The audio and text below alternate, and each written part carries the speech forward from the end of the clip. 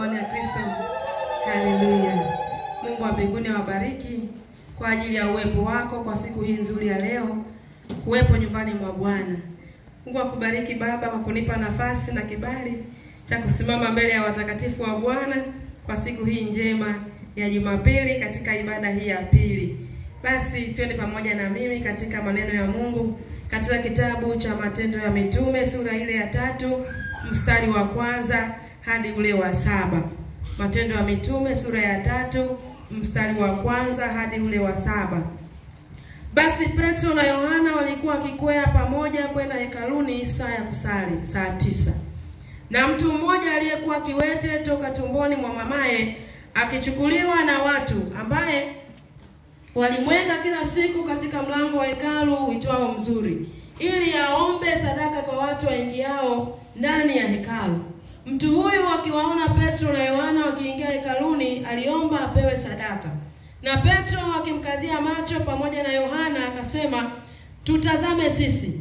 Akawaangalia akitaraji kupata kitu kwao. Lakini Petro akasema, "Mimi sina fedha wala dhahabu, lakini nilicho nacho ndicho nikupacho. Kwa jina la Yesu Kristo wa Nazareti simama uende." Akamshika mkono wa kuume akamwinua, mara nyayo zake na vifundo vya miguu yake vikatiwa nguvu. Baba, katika jina la Yesu mfalme wa utukufu, tuko tena mbele zako kwa mchana huu leo. Tunatamani kula na kunywa mezani pako. Watoto wako tumenyamaza kimya kukusikia Bwana ukisema na mioyo yetu. Tumeandaa mioyo yetu kupokea Bwana. Wewe ukatufundishe, wewe ukatuelekeze. Nami niko mbele zako Bwana, ukanitumie kama chombo chako kwa ajili ya faida ya kanisa lako. Unawajua vema na mahitaji yao Mfalme, ukawatendee sawa sawa na uhitaji wao. Ni katika jina la Yesu Mungu uliye mwema. Amen. Somo letu linasema kitu muhimu cha kujivunia. Kitu muhimu cha kujivunia. Unaweza ukawa na vitu vingi katika maisha yako, lakini kitakuwepo kitu kimoja cha kujivunia. Unaweza ukamiliki vitu vingi katika maisha yako, lakini kikawepo kitu kimoja cha thamani cha kujivunia. Kitu cha thamani mara zote kinatunzwa na kuhifadhiwa vizuri, kwa sababu kina uthamani katika maisha. Hata likiharibiwa, moyo wako pia unaumia sana zaidi ya vitu vingine vyote, na utajitoa kwa bidii kukitengenezea mazingira kwamba kile kitu kisiharibiwe, kile kitu kisipotee, kwa sababu ni cha thamani. Kama hakina uthamani, huwezi kukitunza wala kukiangalia, lakini unatoa muda wako na gharama kubwa kukitunza, kwa sababu ni cha thamani katika maisha. Kwa katika wokovu wetu tulionao, kipo kitu cha thamani cha kujivunia. Utajivuna mbele za Bwana kwa kuona ule uthamani wake. Utakitunza na kukiheshimu kwa kuona ule uthamani wake. Lakini kama hujaona uthamani, kawaida yao kila wakati kuingia katika hekalu kumwomba Bwana, kumwabudu Mungu. Na kila siku alipita katika njia hiyo, na tunamwona kiwete muombaji ambaye naye kila siku alikuwepo. Walimtoa, wakamchukua ndugu zake, wakamweka kwenye mlango wa hekalu ili aombe sadaka kwa watu wanaoingia hekaluni, akijua kabisa yeye maisha yake yote anaishi kwa namna hiyo, anaishi kwa njia hiyo, hana sehemu nyingine, ni pale kwenye mlango mzuri. Unaweza ukaishi siku zote ukaa na kitu, lakini usitambue kama kile kitu ni cha thamani. Na kama hujatambua kama ni kitu cha thamani, huwezi kuona matokeo, kwa sababu hujaona uthamani wa kile ulicho nacho. Unakuwa na kitu siku zote unakiona katika maisha yako kila siku unakiona, lakini kwa sababu hujatambua uthamani wake, huwezi kuona matokeo yake. Ila ikitokea siku ukaona uthamani wake, basi matokeo makubwa yatatokea katika maisha yako, kwa sababu umeshatambua uthamani. Kwa huyu mtu aliweka tumaini lake na akijua kabisa kwamba yeye maisha yake yote ni kuishi kwa kutumia omba. Kuomba sadaka. Kuomba sadaka. Na mitume wale wa Bwana Yesu walipita kila siku walipita. Kila siku njia ile ile, lakini pasitokee kitu. Kwa wakati ule ambapo uthamani ulionekana ndani ya huyu kiwete, tunaona matokeo makubwa yalitokea. Tuangalie vitu muhimu vya kujivunia katika maisha yetu ya wokovu. Unaweza kujivunia nini wewe Mkristo uliokoka? Je, utajivunia mali ulizonazo, uwezo ulionao, uzuri ulionao, jinsi ulivyo? Kitu gani cha thamani cha kuweza kujivunia katika maisha yetu sisi? Jambo la kwanza nimesema jina la Yesu. Kuwa na jina la Yesu. Kuwa na jina la Yesu. Kama umeokoka lakini huoni uthamani wa jina la Yesu, hutaona matokeo kwenye maisha yako. Umeokoka ndio, unaingia kanisani kila siku ndio, unatoa ndio, unafanya kila kitu katika kanisa ndio, lakini bado hujatambua uthamani wa jina la Yesu, kwamba unawezaje kulitumia jina la Yesu. Unaishije ndani ya jina la Yesu? Kuna uwezo wa aina gani ndani ya jina la Yesu? Kama hujatambua ule uwezo uliomo ndani ya jina la Yesu, hutaona matokeo katika maisha yako. Bado utakuwa ni mhitaji. Utaendelea kuwa ni mhitaji kila itwapo leo, kwa sababu hujatambua uthamani ulionao. Na kwa sababu hujatambua uthamani wa jina la Yesu, utaishi vile unavyotaka katika maisha yako. Utaishi vile ambavyo unaishi wewe, unaweza wewe kuishi pasipo kutambua umuhimu wa kuwa na jina la Yesu. Utashindwa kutembea katika ahadi zako za kimungu. Utashindwa kuzipokea baraka zako kwa Mungu kwa sababu hujatambua uthamani wa jina la Yesu. Kwamba ulitumiaje? Kitu unacho lakini utambui ukitumiaje. Jina unalo lakini utambui ulitumie vipi. Matendo 3:16.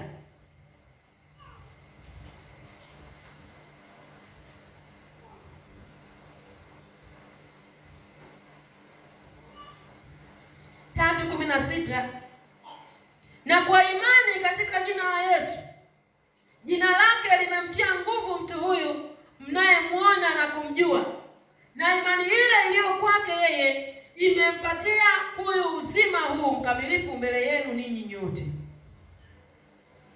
Na kwa imani katika jina la Yesu, jina lake Yesu limemtia nguvu mtu huyu mnayemuona leo. Ile imani ambayo mtu yule alipokea, Petro akasema kwamba mimi sina fedha wala sina dhahabu. Kama ulitambua kwamba uthamani wangu upo kwenye kuomba, nikiomba nikapewa pesa, maisha yangu yatakuwa salama. Ndio kawaida ya maisha yangu, ndivyo ninavyoishi. Uthamani wangu mimi upo katika elimu nilionayo. Katika elimu hii ndio ninaona majibu, ndio ninaishi. Kwa hiyo nisingekuwa na elimu hii mimi nisingeweza kuishi. Au unaweza ukasema mimi nisingekuwa na pesa nisingeweza kuishi. Uthamani wangu upo kwenye pesa. Lakini nasema kwamba kupitia jina la Yesu, lile jina la Yesu, mtu yule au jina lile ndio lilomtia huyu mtu nguvu. Pesa alikuwa nazo siku zote, hakuweza kuinuka. Wale mitume aliwaona siku zote, hakuweza kuinuka. Watu waliingia na kutoka wengi, lakini hakuweza kuinuka. Lakini alipoona ndani ya moyo wake, aliposikia habari za Yesu na akazipokea na kuzikubali, akaliamini jina la Yesu, tunaona mtu yule anasimama, anaenda. Haleluya, Bwana asifiwe. Hadi alipotambua kwamba kuna thamani ndani ya jina la Yesu, aliambiwa kama wewe ulivyoambiwa kwamba kuna jina la Yesu, akasema nimelisikia. Lakini alipochukua hatua ya imani ya kulikubali ndani ya maisha yake, mtu yule alisimama akaenda. Kwa amini kwamba unao jina lenye nguvu. Haijalishi mazingira unayoyapitia au maisha ulionayo ni ya namna gani, lakini ukiweka imani ndani ya jina la Yesu, yote yanawezekana. Hata kama umeambiwa kwamba hutaweza, hutapona, hutashinda, utafeli, lakini ukiweka imani na kutambua uthamani ulio ndani ya jina la Yesu, utavuka kwa jina la Yesu.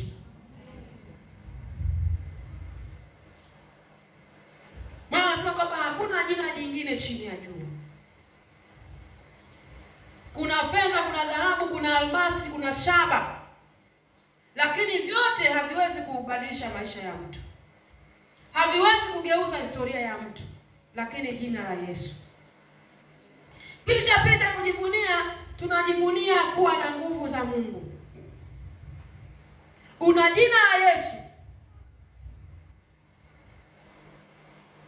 haitoshi kubakia na jina la Yesu, mtapokea nguvu. Haleluya. Mtapokea nguvu.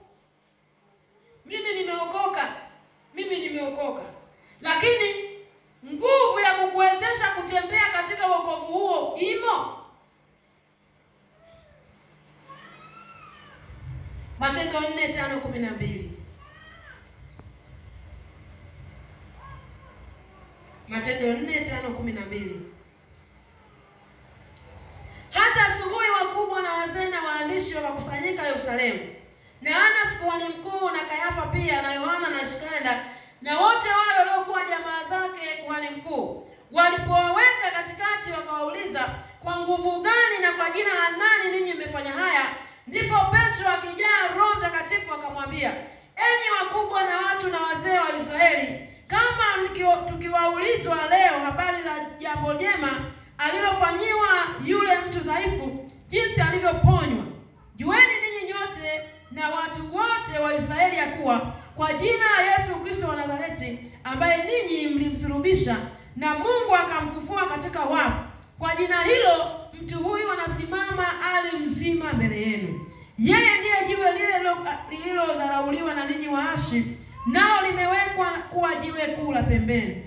Wala hakuna wokovu katika mwingine awaye yote, kwa maana hapana jina jingine chini ya mbingu walilopewa wanadamu litupasalo sisi kuokolewa kwalo.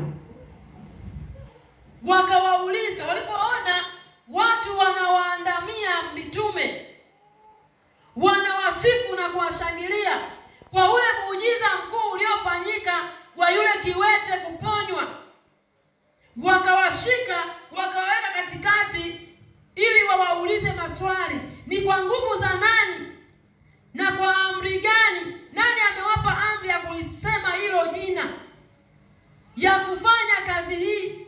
Nani kawapa?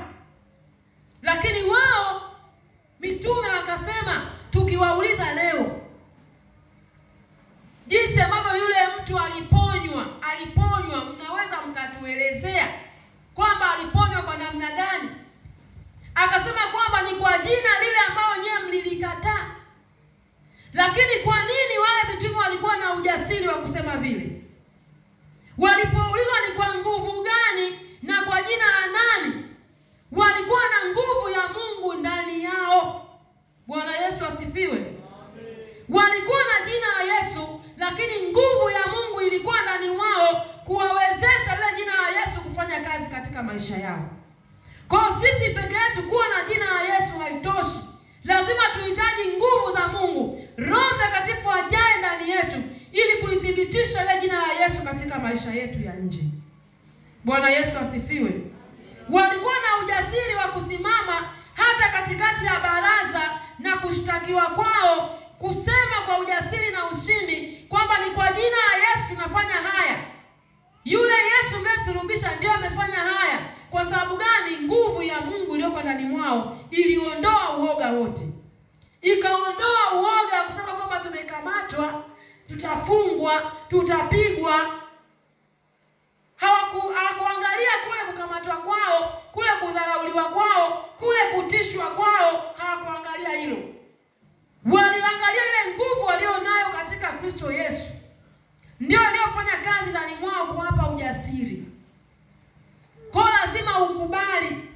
ninatamani nguvu za Mungu ndani ya maisha yangu. Nguvu za Mungu ndio kiongozi chetu, ndio msaada wetu. Kwa nguvu za Mungu hutupa ujasiri wa kusema habari za Yesu. Tumesoma hayo maandiko. Zinatupatia ujasiri wa kuzisema habari za Yesu.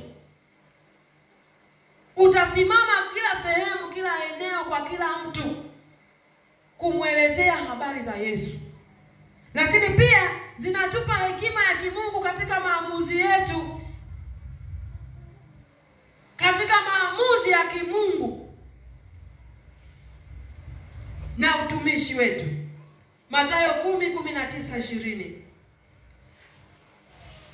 Mathayo 10:19 hadi 20. Lakini hapo watakapo wapeleka, msifikiri jinsi mtakavyosema, maana mtapewa saa ile mtakavyosema, kwa kuwa si ninyi msemao, bali ni Roho wa Baba yenu asemaye ndani yenu. Hutupa hekima namna ya kusema, hekima ya kimungu katika maamuzi yetu. Tunaposimama, mtu anapokushika na kukushtaki na kukusemea kwa uongo na kukusemea mabaya, yupo Roho atakayesema wakati huo, atakaye kuwezesha kusema kwa wakati huo. Atakupa hekima ya kujibu. Uwe katika nyumba yako, uwe katika kazi yako, uwe katika mabaraza ya mashtaka, Bwana atakupa wakati huo cha kusema. Ukiwa na Roho atasema na wewe. Kuna wakati mwingine Yesu aliulizwa akasema wewe wasema. Na wakati mwingine alikaa kimya. Sisi sio wakati wote tutakapoulizwa, tutakaposhtakiwa, tutajibu na kusema. Unapokuwa na hasira ukajibu na kusema vile unavyojua, lakini ukiwa na Roho wa Bwana atakupa cha kusema. Atakupa utulivu. Utaamua kwa haki, utaamua kwa hekima, maana yuko Roho wa hekima ndani yako. Haleluya. Unaweza ukahukumiwa kwa sababu tu ya kujibu vibaya, ya kujitetea vibaya, ya kusema vibaya. Lakini Roho anatupa utulivu wa ndani. Ujibu kwa hekima. Utoe maamuzi yaliyo sahihi, sio ya kukurupuka. Jambo la mwisho, tunajivunia kumjua Mungu.